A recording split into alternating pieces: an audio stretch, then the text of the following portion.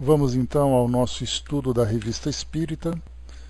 Nós estamos no mês de janeiro de 1859 e nós estudaremos hoje os artigos Anjo da Guarda, Comunicação Espírita, Uma Noite Esquecida, o conto pelo espírito Frederic Solier.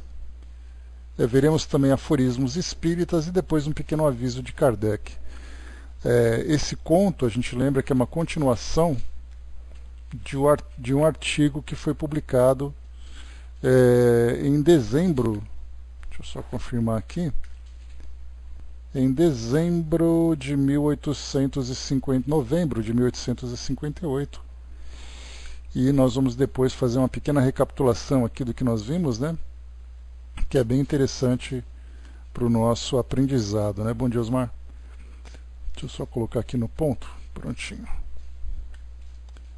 Vamos lá então. Inicialmente, é importante a gente lembrar sempre, né, que o estudo da Revista Espírita não apenas traz para nós uma informação importante sobre os bastidores do trabalho de Kardec, mas também a parte instrutiva, né, dessas comunicações, muito material que ele não teve oportunidade de condensar para publicar nas obras básicas, mas principalmente porque nós vamos compreender que grande parte do material publicado nos livros da codificação, grande parte desse material foi retirado aqui da Revista Espírita.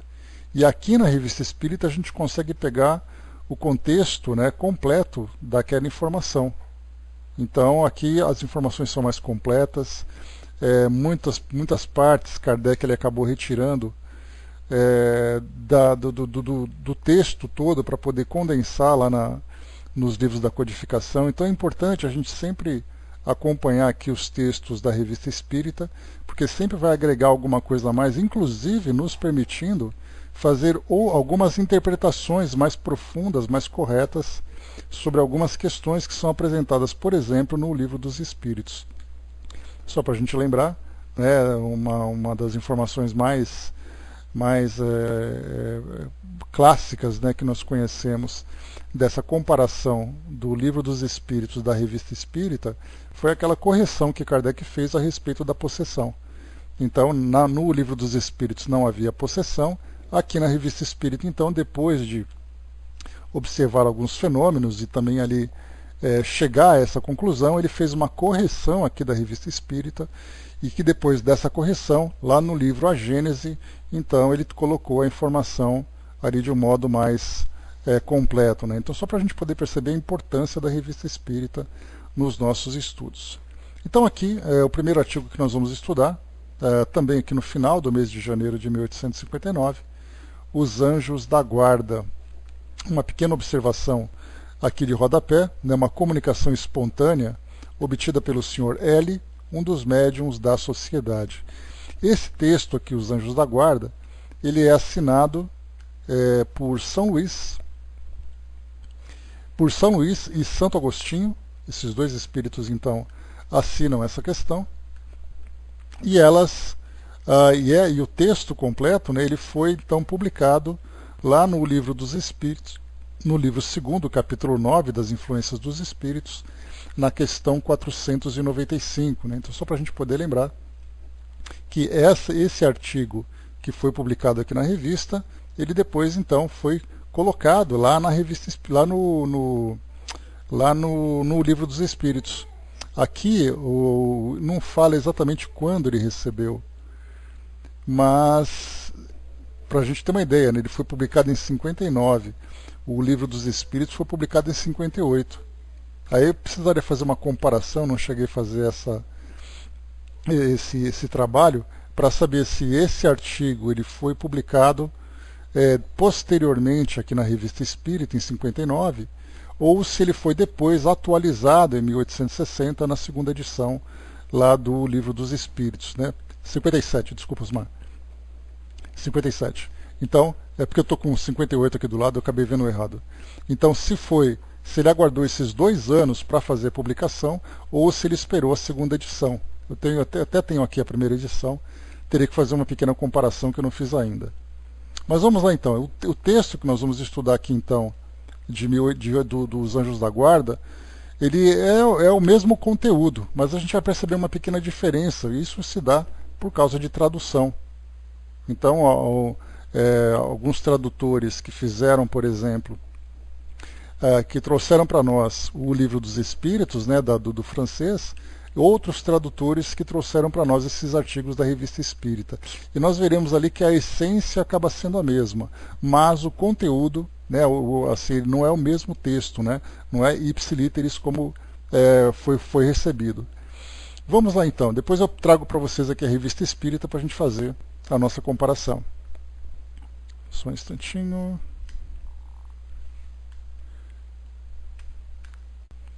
Então vamos lá. Os Anjos da Guarda.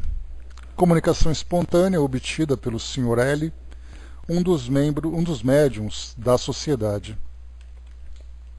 Há uma doutrina, a dos anjos guardiães, que pelo seu encanto e doçura deveria converter os mais incrédulos. Não vos parece grandemente consoladora a ideia de terdes sempre junto de vós seres que vos são superiores, prontos sempre a vos aconselhar e amparar, a vos ajudar na ascensão à abrupta montanha do bem? Mais sinceros e dedicados amigos do que todos os que mais intimamente se vos liguem na terra? Eles se acham ao vosso lado, por ordem de Deus. Foi Deus quem os colocou, e aí, permanecendo por amor de Deus, desempenham bela, porém penosa missão. Sim, onde quer que estejais, estarão convosco. Nem nos cárceres, nem nos hospitais, nem nos lugares de devassidão, nem na solidão, estáis separados desses amigos a quem não podeis ver, mas cujo brando influxo vossa alma sente, ao mesmo tempo que lhes ouve os ponderados conselhos. Ah, se conhecesseis bem essa verdade, quanto vos ajudaria nos momentos de crise, quanto vos livraria dos espíritos maus. Mas, ó, quantas vezes no dia solene não se verá esse anjo constrangido a vos observar? Não te aconselhei isso? Entretanto não o fizeste. Não te mostrei o abismo? Contudo nele te precipitaste. Não fiz ecoar na tua consciência a voz da verdade? Preferiste, no entanto, seguir os conselhos da mentira. Ó, interrogais os vossos anjos guardiães, estabelecei entre eles e vós essa terna intimidade que reina entre os melhores amigos. Não penseis em lhes ocultar nada, pois que eles têm o olhar de Deus e não podeis enganá-los. Pensai no futuro, procurai adiantai-vos na vida presente. Assim fazendo, encurtareis vossas provas e mais felizes tornarei vossas existências. Vamos, homens, coragem. De uma vez por todas, lançai para longe todos os preconceitos e ideias preconcebidas. Entrai na nova senda que diante dos passos se vos abre. Caminhai. Tendes guias. Segui-os. E que a meta não vos falte, porquanto essa meta é o próprio Deus. Aos que considerem impossível que espíritos verdadeiramente elevados se consagrem à tarefa tão laboriosa e de todos os instantes, diremos que não vos influenciamos as almas, estando, embora muitos milhões de léguas distantes de vós. O espaço para nós nada é, e, não obstante viverem noutro mundo, os nossos espíritos conservam suas ligações com os vossos. Gozamos de qualidades que não podeis compreender, mas ficais certos de que Deus não nos impôs a tarefa superior às vossas forças, às nossas forças, e de que não vos deixou a sós na terra, sem amigos e sem amparo. Cada anjo da guarda tem o seu protegido, pelo qual vela, como o pai pelo filho. Alegra-se quando o vê no bom caminho, sofre quando lhe despreza os conselhos. Não receeis fatigar-nos com as vossas perguntas. Ao contrário, procurai estar sempre em relação conosco. Sereis assim mais fortes e mais felizes. São essas comunicações de cada um com o seu espírito familiar que fazem sejam médiuns todos os homens, médiuns ignorados hoje, mas que se manifestarão mais tarde e se espalharão qual oceano sem margens, levando de roldão a incredulidade e a ignorância. Homens doutos, instruí os vossos semelhantes. Homens de talento, educai os vossos irmãos. Não imaginais que obras fazeis desse modo, a do Cristo, a que Deus vos impõe. Para que vos outorgou Deus a inteligência e a ciência, senão para repartirdes com os vossos irmãos, senão para fazerdes que se adiantem na senda que conduz à bem-aventurança, à felicidade eterna. Assinam então São Luís e Santo Agostinho. Observação de Kardec. Nada tem de surpreendente a doutrina dos anjos guardiães, a velarem pelos seus protegidos, malgrado a distância que medeia entre os mundos. É, ao contrário, grandiosa e sublime. Não vemos na terra o Pai velar pelo Filho, ainda que de longe, e auxiliá-lo com seus conselhos, correspondendo-se com ele? Que motivo de espanto haverá, então, em que os espíritos possam, de um outro mundo, guiar os que, habitantes da terra, eles tomaram sob sua proteção, uma vez que para eles a distância que vai de um mundo a outro é menor do que aqui nesse planeta separa os continentes. Então, quando Kardec trouxe para nós esse artigo sobre os anjos guardiães, e ele também, então, aqui, deixa eu pegar aqui para nós, aqui no Livro dos Espíritos, na questão 495, ele coloca como pergunta: o espírito protetor abandona às vezes o protegido quando este se mostra rebelde às suas advertências? Então, nessa pergunta, Kardec então trouxe como resposta esse artigo. E ele começa aqui, a gente vê uma pequena diferença, só que no início, quando ele diz assim: afasta-se quando vê que os seus conselhos são inúteis e que é mais forte a vontade do protegido em submeter-se à influência dos espíritos inferiores, mas não o abandona completamente, e sempre se faz ouvir. É o homem quem lhe fecha os ouvidos. Ele volta logo que chamado. E aí depois ele começa então exatamente essa parte do artigo. Há uma doutrina que deveria converter os mais incrédulos por seu encanto e por sua doçura, a dos anjos da guarda. Então aqui, logo ele faz essa pequena introdução e depois ele complementa com a resposta de São Luís e Santo Agostinho, que também aqui são mencionados no Livro dos Espíritos, na assinatura, e depois aqui no final também Kardec traz para nós, deixa eu ver aqui, um complemento também. Ele diz assim: primeiro nós estamos estudando tecnicamente o artigo, depois a gente fala do seu ensinamento. Bom dia, Ajuda. Então no comentário ele diz assim, mais ou menos o que ele comentou na Revista Espírita. A doutrina dos anjos da guarda, velando pelos protegidos, apesar da distância que separa os mundos, nada tem para que deva surpreender. Pelo contrário, é grande e sublime. Não vemos sobre a terra um pai velar pelo filho, ainda que esteja distante, e ajudá-lo com seus conselhos atrás da correspondência? Que haveria de admirar em que os espíritos possam guiar, de um mundo ao outro, os que tomaram sob sua proteção, pois se para eles a distância que separa os mundos é menor que a que divide os continentes da Terra. E aqui então ele acrescenta no Livro dos Espíritos: não dispõem eles do fluido universal que liga a todos os mundos e os torna solidários, veículo imenso da transmissão do pensamento, como o ar é para nós o veículo da transmissão do som?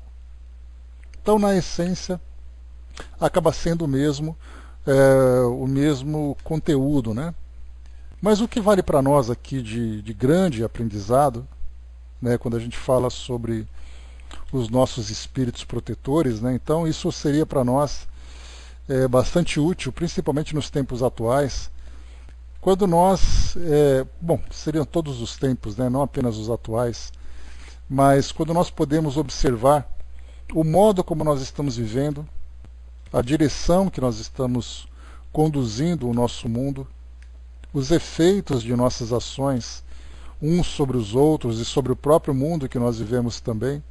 Então a impressão inicial que nós temos é que nós vivemos aqui, cada um vivendo isoladamente, independentemente, sem que não houvesse nenhum propósito para as nossas ações, para as nossas escolhas. Quando Kardec fala sobre os anjos guardiães, né, inclusive o próprio nome anjo guardião acaba sendo um nome muito poético, muito romântico, fazendo com que aqueles que são mais céticos, ou podemos dizer até um pouco mais racionais, acabam achando que essa ideia romântica dos anjos guardiães acaba não sendo uma realidade, mas apenas uma fantasia nossa. E aí então, através dos estudos da doutrina, a gente começa a ter uma compreensão mais profunda, independente do título que se tenha, mas nós falamos dessa companhia, dessa presença constante que os espíritos mantêm ao nosso lado, exatamente para nossa orientação, para nos ajudar na condução das nossas experiências terrenas. Não sabemos de que forma que se dá essa ligação, não sabemos por que esse espírito nos escolhe como protegidos, não sabemos durante quanto tempo isso acontece, não temos uma compreensão de onde vivem esses espíritos. Aqui é colocado, por exemplo, por Kardec e também por Santo Agostinho, que esses espíritos protetores são espíritos bastante superiores, não falamos de espíritos familiares, porque são espíritos como nós, que embora tenham uma grande afeição por nós, não são superiores, né, a ponto de nos ajudarem a dirigir, né, nossas vidas, a mostrar para nós o caminho perfeito, o caminho correto, porque eles próprios também trazem as suas limitações. Então não sabemos onde vivemos, mas sabemos que vivem em mundos superiores. Quando se fala sobre essa questão da distância no mundo espiritual, a distância entre os mundos, que a distância para os espíritos acaba não sendo nada, teoricamente nós assimilamos essa explicação, mas não compreendemos, porque nós não temos uma correspondência aqui no mundo físico que possa nos ajudar a entender de que modo que isso aconteceu. Só um instantinho, de novo. Aqui.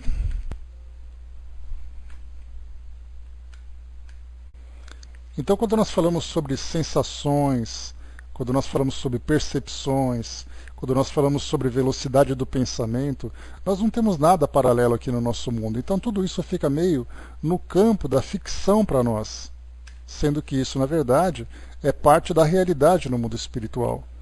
Kardec ele falava aqui ele faz uma comparação até interessante, né, que nós podemos fazer uma atualização dessa comparação para nos ajudar aqui no nosso entendimento.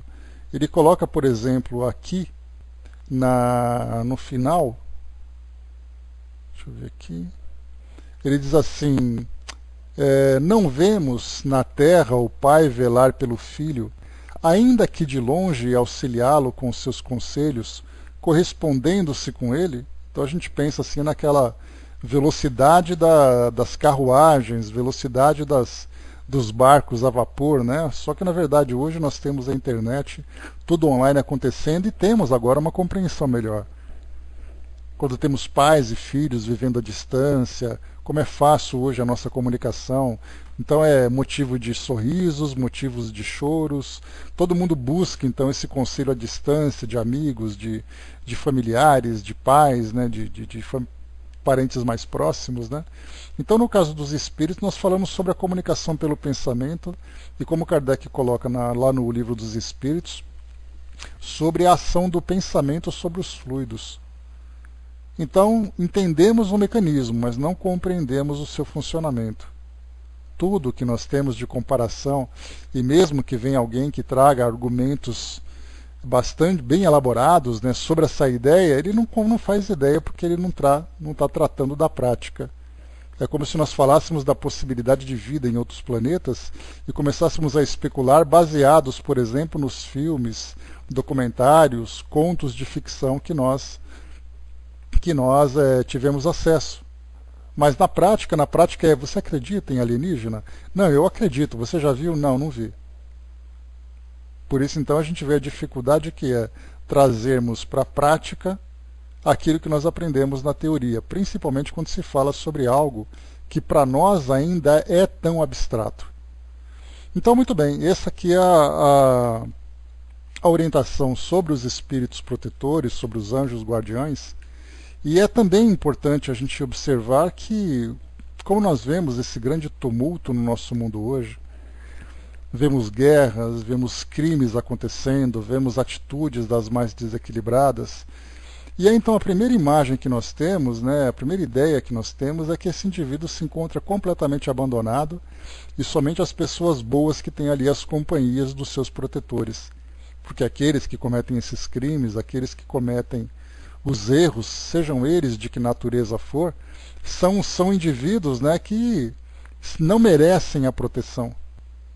Então, se nós pudéssemos fazer o nosso próprio julgamento e colocássemos ali, não, esse merece ter um espírito protetor do lado e o outro não merece. Não, Marion, eu também estava com problema e também estava caindo aqui agora há pouco, né? Então, se por acaso ficar em silêncio, ficar mudo o seu pautalk, pode ser problema comigo, tá? Que já 2 vezes aqui eu acabei caindo, mas rapidamente a gente volta. Então, vamos na esperança e na fé. Então, a gente vê, né, se nós pudéssemos fazer esse julgamento, nós analisaríamos, né, esse merece um espírito protetor e esse não merece. Mas, na verdade, todos nós temos. Agora, claro que nós imaginamos que aqueles indivíduos que são mais rebeldes, aqueles indivíduos, né, que trazem ali um desequilíbrio maior, eles têm ali uma atenção especial, como se nós pudéssemos, fazendo uma comparação, pensarmos em pessoas que estão num reformatório. E nesse reformatório, então, elas receberiam um atendimento específico para aqueles problemas que elas acabam enfrentando. Já outros que estão em evolução demonstram ali uma maior, não apenas facilidade, mas uma acessibilidade maior para esses esclarecimentos. Então nós temos ali espíritos diversos, trabalhando com missões diversas, e é essa grande diversidade que nós ainda não compreendemos no mundo espiritual. É essa revelação que chega para nós, falando sobre o nosso espírito protetor, falando sobre esse anjo da guarda, entendermos a presença desses espíritos nos acompanhando antes, durante e depois da nossa vivência aqui no mundo material. Durante quanto tempo, onde eles vivem, como isso acontece, como eu disse anteriormente, nós ainda não compreendemos. Dudu colocou: há um rodízio dos anjos guardiães, se esse anjo for chamado para algo importante, ou esse anjo será sempre o mesmo durante a minha encarnação. Recorrendo aqui ao nosso Livro dos Espíritos, Kardec traz uma pergunta. Cadê aqui? Está aqui, ó, questão 499. O espírito está constantemente com o seu protegido? Não existe alguma circunstância em que, sem o abandonar, o perca de vista? Aí ele coloca aqui sobre a questão da distância, né? Na questão 500, chega um momento em que o espírito não tem mais necessidade de um anjo da guarda? Ou ele diz aqui para nós também, deixa eu ver...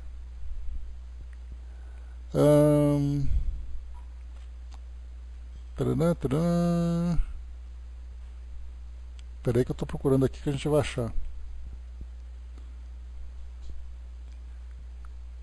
Podemos ter muitos espíritos protetores.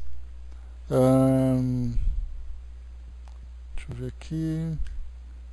Teríamos que ver aqui com calma, né? Mas o que Kardec coloca, Dudu, a respeito dessa substituição de espíritos para algo maior, a gente lembra sempre que é uma missão que o espírito recebe, que nós não sabemos exatamente quando que isso é acordado entre eles, né? Eu vou protegê-lo nessa existência ou durante as suas existências, até que ele ascenda para um mundo mais evoluído.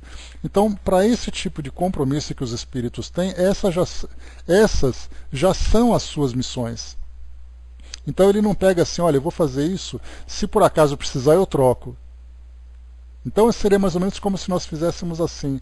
Vamos, combina ali, né, um casal, combina, olha, vamos ter um filho? Vamos. Né? Deixa eu ver aqui. Não é colocado aqui para nós, né? Uma resposta objetiva sobre essa pergunta. Deixa eu procurar aqui com calma. Espera só um instantinho aqui. É que tem muitas questões aqui sobre esse tema. Deixa eu ver aqui. Um pouco mais isso anteriormente.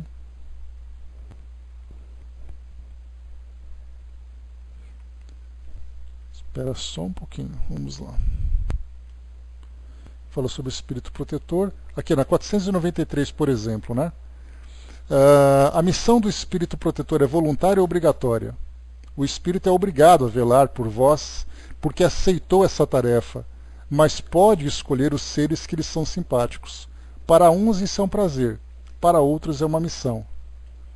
O espírito protetor está fatalmente ligado ao ser que lhe foi confiado? Acontece frequentemente, questão 494, acontece frequentemente que certos espíritos deixam sua posição para cumprir diversas missões, mas nesse caso são substituídos. Né? Então ali, a gente tem ali aquele que é, vamos dizer assim, um protetor titular, né, que ele trabalha em conjunto com outros espíritos. Né? Mas a partir do momento que é uma missão, como eu coloquei para vocês, um casal toma ali uma decisão para ter um filho. Essa é a missão daquele casal. E aí você pergunta, durante quanto tempo esse casal vai ser serão esses dois, né, serão os pais ou mães, ou pais e mães dessa criança? Vamos até os 18 anos, depois a gente troca. Então a gente vê que não é tão simples assim abrir mão de um compromisso de proteção, até porque esse espírito que assume essa responsabilidade, ele tem que ter um conhecimento prévio de quem nós somos, da nossa personalidade, da nossa história, das nossas dificuldades. Então, exatamente, essa função de tutor, de preceptor, né, o orientador daquele indivíduo, é um compromisso bastante complexo. Então, essa troca, a gente não sabe em que circunstância isso acontece, qual missão seria mais importante para ele do que proteger aquele a quem ele escolheu para ser o protegido. Então, eu escolhi trabalhar com vocês aqui na nossa sala. Eu escolhi essa responsabilidade, mas aí surge alguma coisa mais importante, eu falo, vou trocar, eu coloco outra pessoa no meu lugar. Tem que ser alguma coisa realmente muito séria, alguém que realmente exija a minha presença, a minha participação. Porque do contrário, né, como é que a gente vai lidar com essa nossa relação com o mundo espiritual? Pois é, exatamente. Então, assim, não é algo tão volátil como a gente imagina, é algo fixo. E se por acaso isso acontece, né, sai um capim e nasce outro, Dudu. Né, como sempre dizem, né? Então, assim, essa ligação com os espíritos é algo realmente muito profundo. Então, essa movimentação, essa forma de trabalho no mundo espiritual, foge da nossa alçada. Seria como se nós perguntássemos para um servente de uma construção quais são as atividades do diretor-presidente da construtora. Ele sabe que o diretor fica ali no escritório, que ele usa terno e gravata, que ele deve ter muito dinheiro. É a única avaliação que ele faz. Mas ele não tem consciência, por exemplo, da parte organizacional, da parte administrativa, da parte financeira. Isso não chega para o servente da compreensão dele, da complexidade da função de um diretor-presidente. Ou fazemos uma outra comparação, a mesma coisa também. Você chegar para aquele soldado que se encontra ali trabalhando no quartel, quais são as atividades do comandante da unidade para ele? Ele não sabe, ele pensa assim, né, dependendo da perspectiva que ele tem, ele vai achar que é porque ele tem muita mordomia, porque ele trabalha muito, porque ele é um militar muito experiente, porque ele tem uma formação complexa. É o mesmo caso nosso. Quem são os nossos protetores? O que eles fazem? Eles vivem em função da nossa proteção? Eles também têm necessidades evolutivas? O que eles fazem para evoluir? Quem são os orientadores dos nossos orientadores? Então, por mais que a gente fique especulando aqui, a gente nunca vai alcançar, porque da nossa do nosso ponto de vista, ou da nossa posição até a posição deles, existe um abismo de evolução. Mas a partir do momento em que nós evoluímos e alcançamos um outro patamar, aí provavelmente nós receberemos novos instrutores para nos orientarem para novas tarefas, novas missões. Assim como acontece, né? Inclusive eu trouxe esse exemplo quando nós fizemos o estudo do Livro dos Espíritos, que é mais ou menos como se fosse a nossa vida acadêmica. Enquanto nós estamos na pré-escola, nós temos ali a tia que ajuda. Depois nós passamos para o ensino fundamental 1, nós temos ali alguns professores que começam a surgir para nos ensinar aquelas primeiras matérias. Aí passamos para o fundamental 2, passamos para o ensino médio, depois nós vamos para a universidade, começamos a fazer cursos de pós-graduação. Os nossos mestres vão sendo trocados. Exatamente porque nós alcançamos esses graus maiores de evolução pelas nossas próprias conquistas. Então, por exemplo, né, inclusive Kardec também recebe essa resposta dos espíritos, quando fala, por exemplo, sobre o grau de evolução dos nossos instrutores. Não vai trazer um professor que tem um doutorado para ensinar alfabetização para uma criança. Aquele professor de doutorado, ele vai entrar em ação exatamente para formar aqueles espíritos que já estão num nível elevado e precisam de uma orientação daquele porte. Assim acontece também com os nossos espíritos protetores. Todos eles ali, cada um tem o seu próprio grau evolutivo, né? Então, não sabemos como isso funciona, né? Eles colocam assim também, né? O nosso mentor é aquele espírito mais próximo que nos ajuda naquele trabalho, naquela missão que nós estamos desenvolvendo. Esse espírito protetor é aquele que nos acompanha durante a nossa existência. E aí então quando nós falamos em espírito protetor ou esse anjo guardião, nós falamos de um espírito realmente que tem ali uma envergadura moral muito maior, um grau de evolução moral e intelectual muito grande. É realmente um espírito superior, né? Agora no caso do mentor, é aquele espírito comprometido com o nosso trabalho. Assim como nós tivemos, né, Emmanuel com Chico, Joana com Divaldo, e dentre outros, né, tantos outros mentores que nós encontramos, né? Então agora, como é a relação entre esse tutelado e esse espírito encarnado e esse mentor espiritual? Ela é uma relação prolongada, ela é durante muito tempo, de uma única existência? Nós não sabemos, né? O soldado lembrou, né, os anjos da guarda são espíritos muito evoluídos, né? Exatamente porque eles abarcam, né, soldado, uma visão muito mais profunda sobre aquele que é o protegido. Ele conhece aquilo que existe de mais profundo naquele espírito. Conhece a sua trajetória evolutiva. Enquanto que o mentor espiritual é aquele que trabalha mais objetivamente, né? Porque tive um chamado Cararauê, e hoje tem o Lucas, né? São espíritos que vão trabalhando com a gente, né, de tempos em tempos, de acordo com as nossas necessidades. É uma relação muito difícil. Tudo que nós trouxermos aqui, a princípio, ou vai entrar no campo da especulação, ou vai entrar num exemplo específico que nós vimos que, de repente, nós poderíamos nos equivocar se nós generalizássemos, né? Seria mais ou menos isso, soldado. Do general para o sargento, né? Seria ali essa diferença de uma patente para outra. Então nós temos, por exemplo, quando nós falamos sobre o trabalho evolutivo, né, dos espíritos que vão nos acompanhando nesse momento da nossa existência, então eles nos seguem mais de perto, nos ajudando a atingir esses objetivos.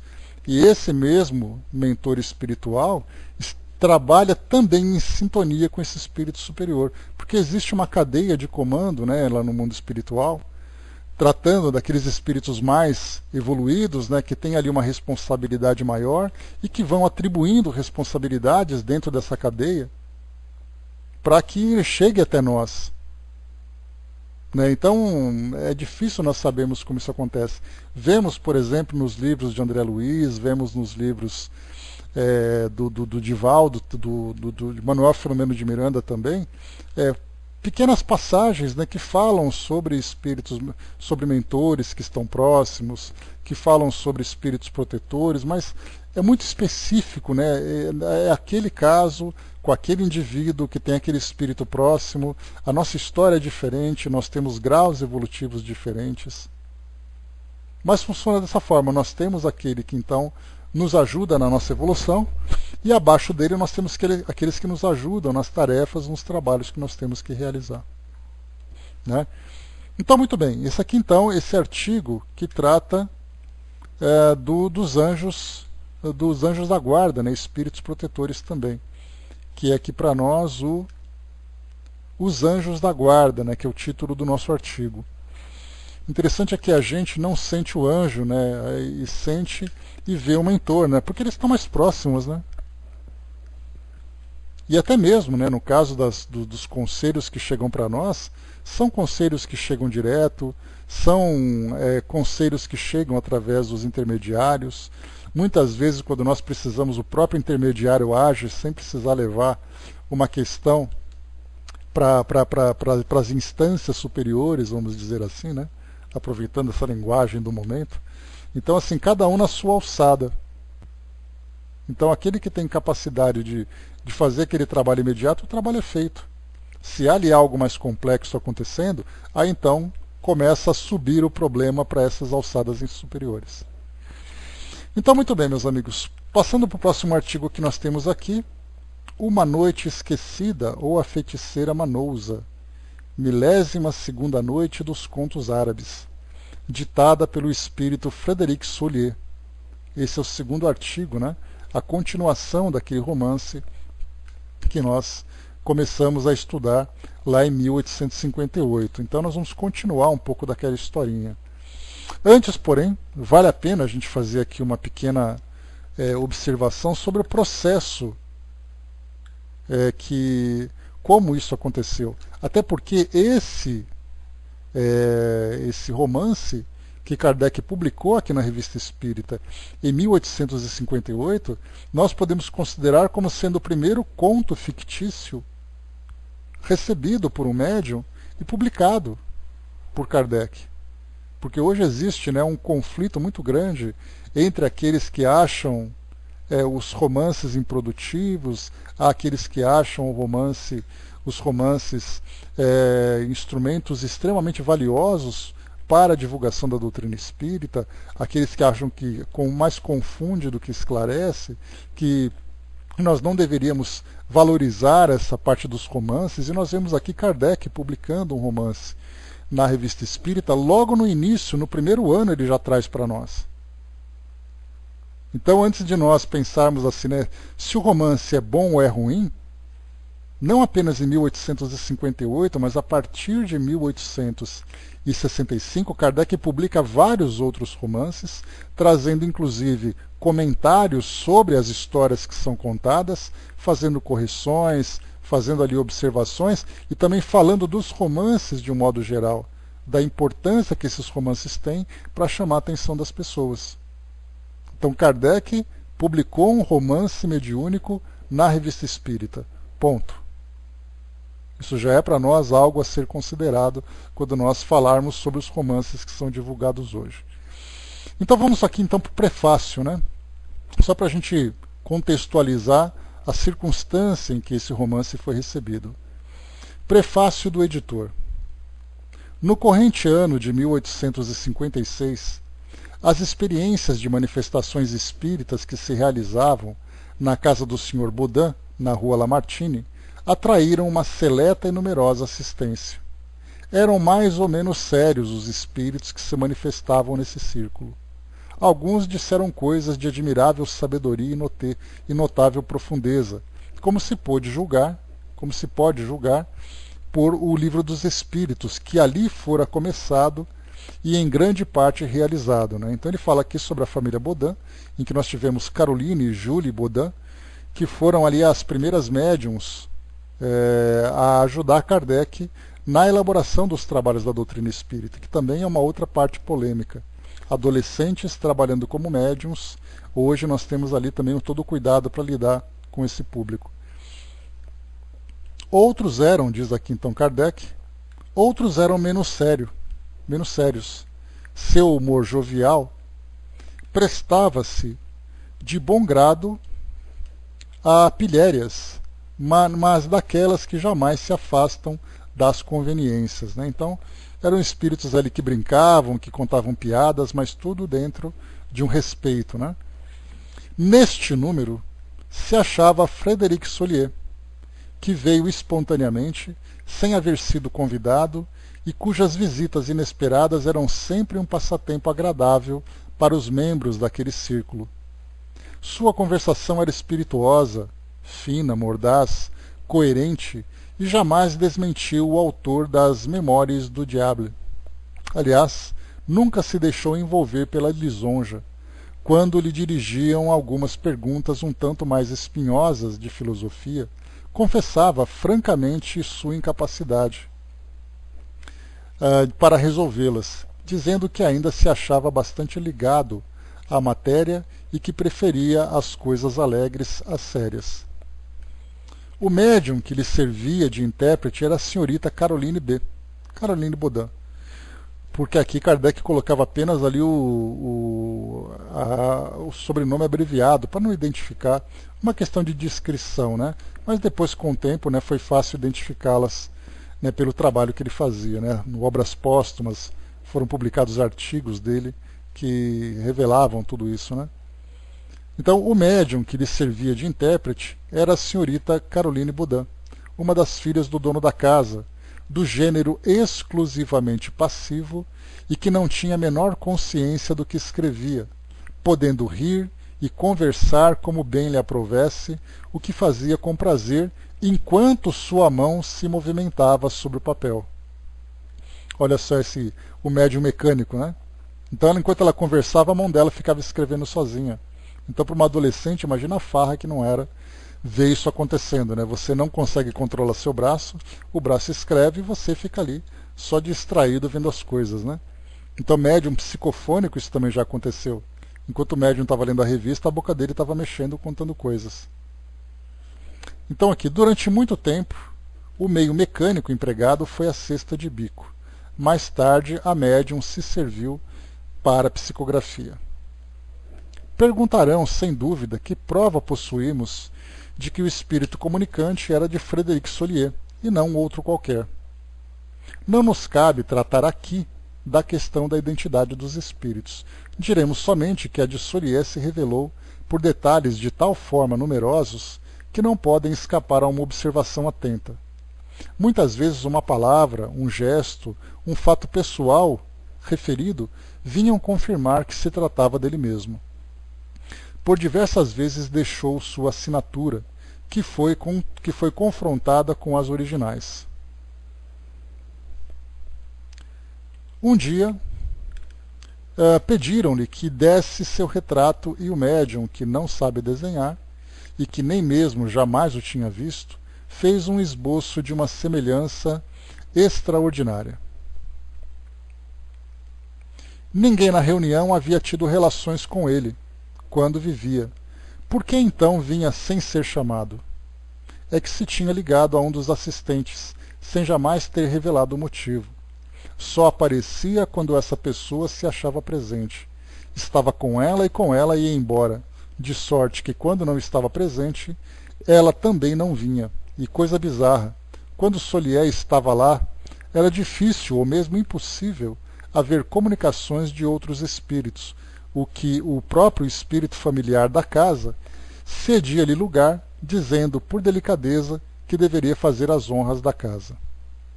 Um dia anunciou que nos daria um romance à sua maneira, e realmente, algum tempo depois, começou uma narrativa, cujo início era muito promissor. O assunto relacionava-se com os druidas e a cena se passava na Armórica, ao tempo da dominação romana. A Armórica é uma região perto da Normandia, ali no noroeste da França, onde teve ali a invasão da Segunda Guerra e tal, bem ali próximo, né, naquele estreito ali no Canal da Mancha, ligando a Inglaterra com a França, nessa parte francesa, né? Então o assunto relacionava-se com os druidas e a cena se passava na Armórica, ao tempo da dominação romana.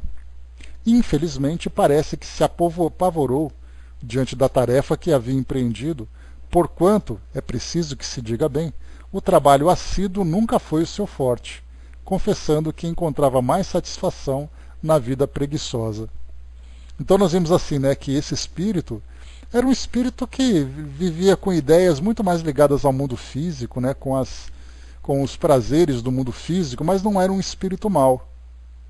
Nesse caso, muita gente vai dizer assim, não, ele é um espírito ignorante, ele é um espírito inferior. E aí, de imediato, a gente já traça, né, um perfil de um espírito mau, de um espírito que só vem trazer problemas, e na verdade não, é um espírito comum, é como se nós nos manifestássemos, né, já desencarnados naturalmente, numa reunião mediúnica. E a gente falaria de coisas do nosso dia a dia. Não nos comprometeríamos com as coisas, com as atividades, apareceríamos de vez em quando, aquela coisa bem irresponsável, né? Mas nada de ruim, nada de negativo. Diz assim para nós aqui ainda, depois de haver ditado algumas páginas, abandonou o romance, mas disse que escreveria outro, que lhe daria menos trabalho. Foi então que escreveu o conto, cuja publicação iniciamos. Mais de 30 pessoas assistiram a essa produção e podem atestar-lhe a origem. Isso porque, né, poderia Kardec, por exemplo, pegar um romance qualquer, publicar na Revista Espírita e falar que foi mediúnico. Porque já que se ele está difundindo a doutrina espírita e a mediunidade é um dos mecanismos da doutrina, então é importante legitimar o resultado desse trabalho. Por isso ele coloca 30 pessoas como testemunhas da psicografia. O Chico, por exemplo, enfrentou muito isso, né, dos livros que ele trazia. Diziam que ele copiava, que eram textos de autoria dele próprio, que ele tinha uma memória privilegiada, etc, etc, etc. Né? Até que depois, então, pesquisadores, como acontece atualmente, pesquisadores que fazem comparações entre textos literários trazidos por Chico, né, comparando com os autores dos textos publicados quando eles estavam encarnados, para autenticar, né, o estilo e também o próprio autor. Então, desde aquela época, Kardec tinha essa preocupação de mostrar que aquele romance tinha realmente autoria, não apenas de um espírito, autoria mediúnica, mas daquele próprio autor. Por isso, em cima, ele fala sobre a comprovação da presença real desse espírito, falando sobre fatos, sobre ideias e da própria assinatura também que foi comparada, e inclusive do próprio desenho. Né? E continua.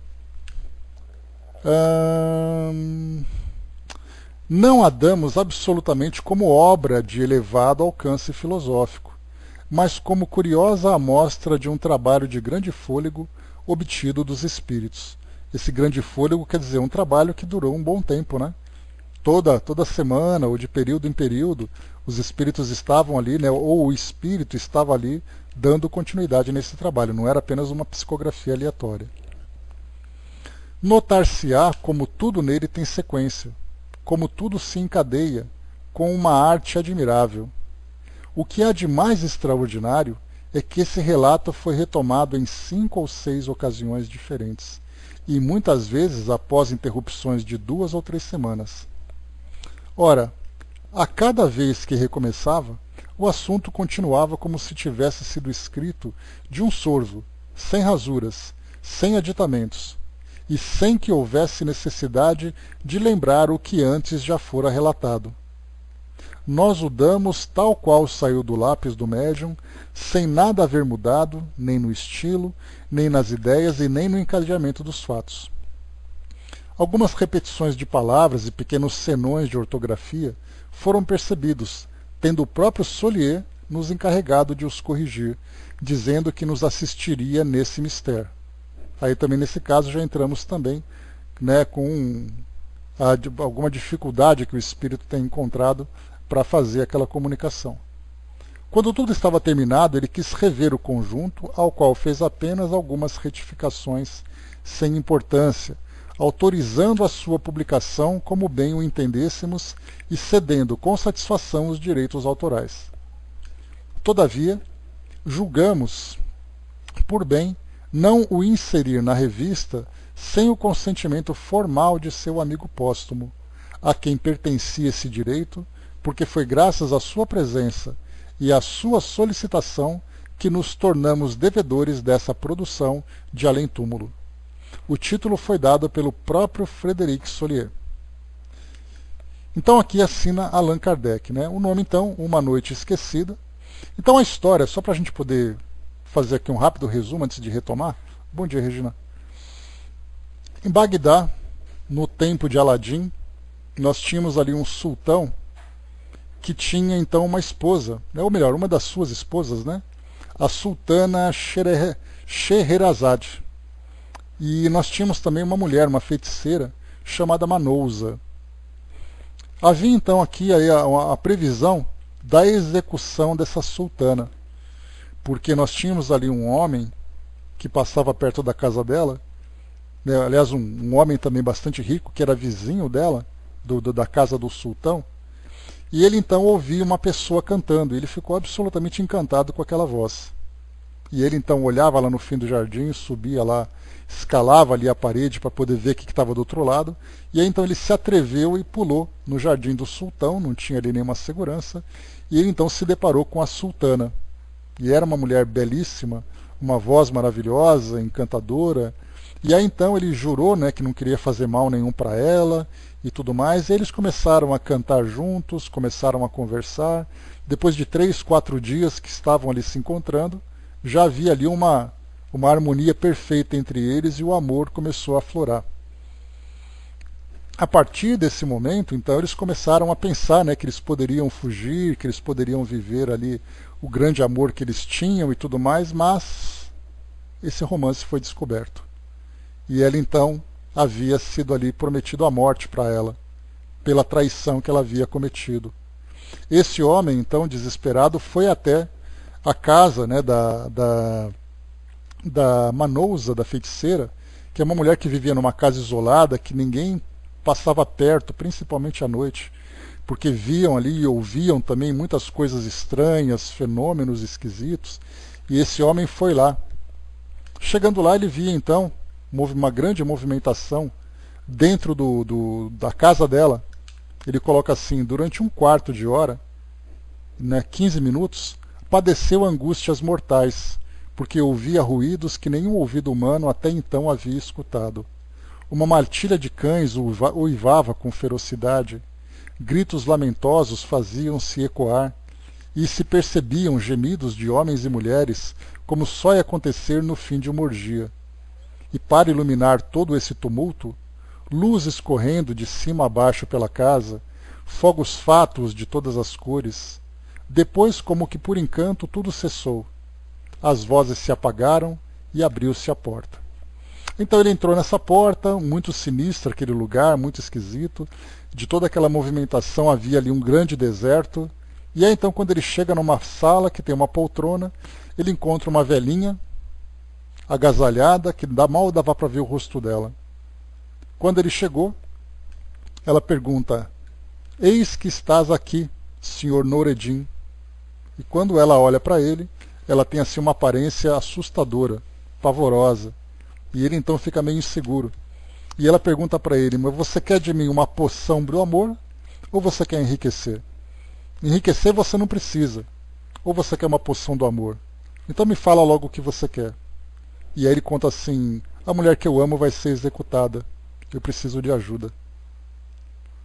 Como foi colocado para nós aqui. Então ele diz assim no finalzinho: "O sultão quer mandar matar Nazarra. Eu a amo. Vou contar-te de onde vem esse amor e te pedir que me tragas um remédio, não à minha dor, mas à sua infeliz situação, porquanto não desejo que ela morra. Sabes que meu palácio é vizinho ao do sultão. Nossos jardins se tocam. Há cerca de 6 semanas passeando à noite."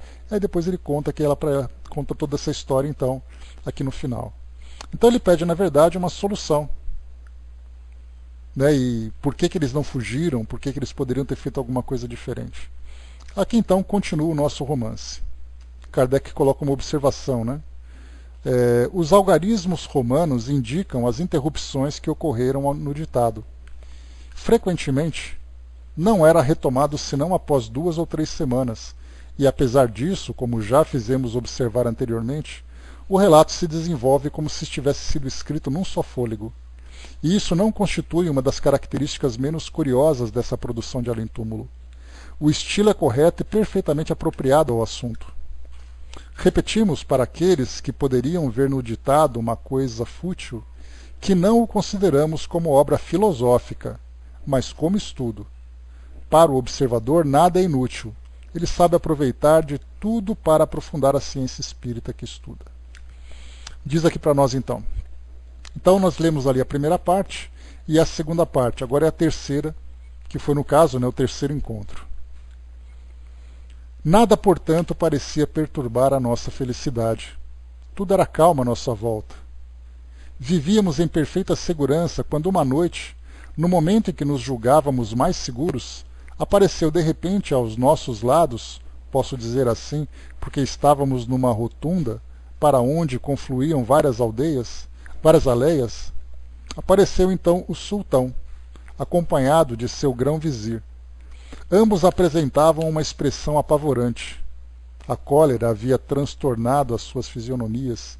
Estavam principalmente o sultão numa exasperação facilmente compreensível.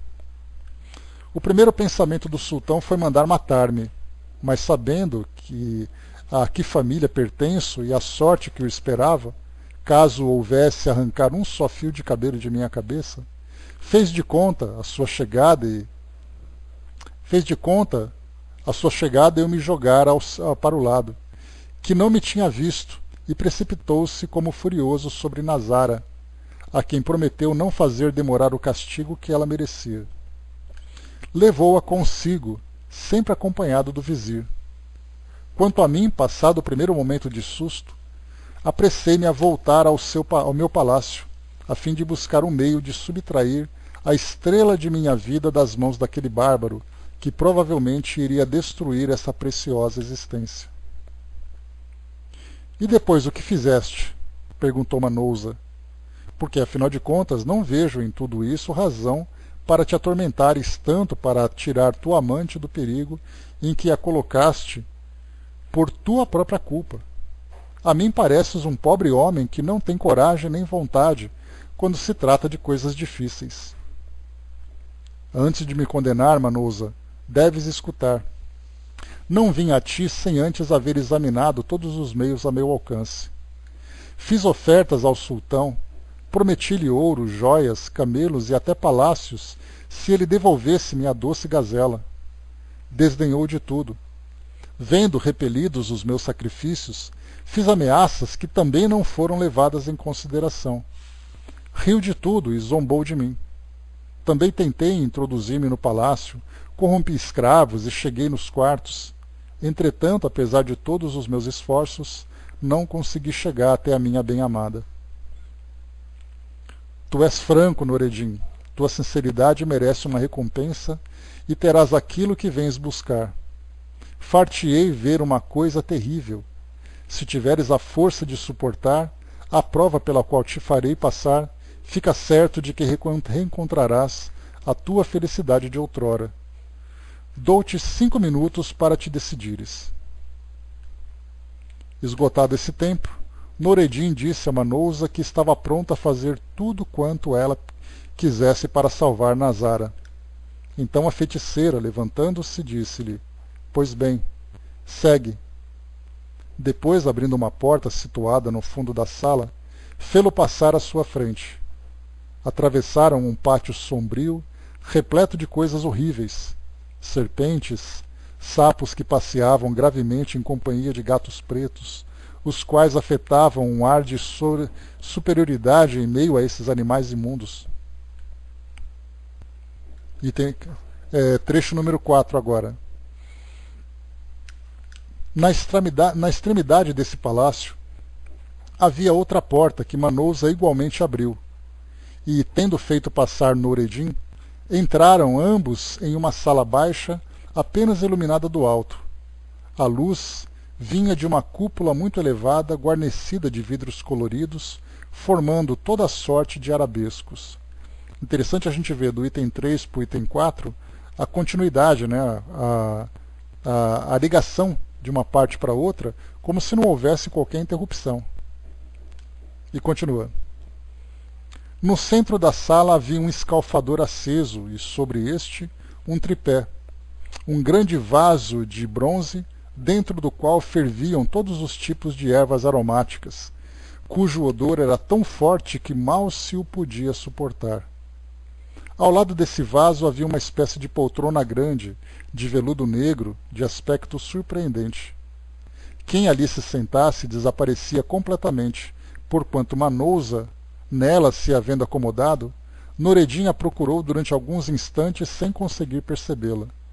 De repente ela reapareceu e lhe disse: Estás ainda disposto? Sim, respondeu Noureddin. Pois bem, assenta-te nessa poltrona e espera. Tão logo Noureddin assentou-se na poltrona, tudo mudou de aspecto, enchendo-se a sala de uma multidão de grandes figuras brancas, a princípio apenas visíveis, e depois pareciam de um vermelho sanguíneo, ou lembravam homens cobertos de chagas sanguinolentas, dançando numa ronda infernal. E no meio deles Manouza, cabelos desgrenhados, olhos chamejantes, vestes esparrapadas e uma coroa de serpentes na cabeça. Na mão, à guisa de cedro, brandia uma tocha acesa que lançava chamas, cujo odor assomava a garganta. Depois de haverem dançado um quarto de hora, pararam de repente, a um sinal de sua rainha, que para isso lançara sua tocha no escalfador em ebulição.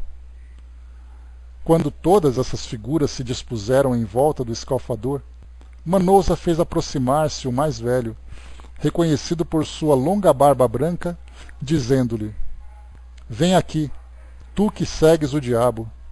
Tenho uma missão muito delicada para te encarregar. Noureddin quer Nazara e prometi que a entregaria a ele. É coisa difícil. Conto, Tanapli, com o teu concurso. Noureddin haverá de suportar todas as provas necessárias. Atua, pois. Sabes o que quero. Faze o que quiseres, mas faze. Tremerás se fracassares. Eu recompenso a quem me obedece, mas infeliz daquele que não me fizer a vontade. Serás satisfeita, disse Tanapli, e podes contar comigo. Muito bem, vai e age. Parte número 5 agora. Mal acabara de pronunciar essas palavras e tudo mudou aos olhos de Noureddin. Os objetos tornaram-se o que eram antes, e Manouza achou-se a sós com ele. Agora, disse-lhe, volta para casa e espera. Eu te mandarei um de meus gnomos dizer o que deves fazer. Obedece e tudo correrá bem.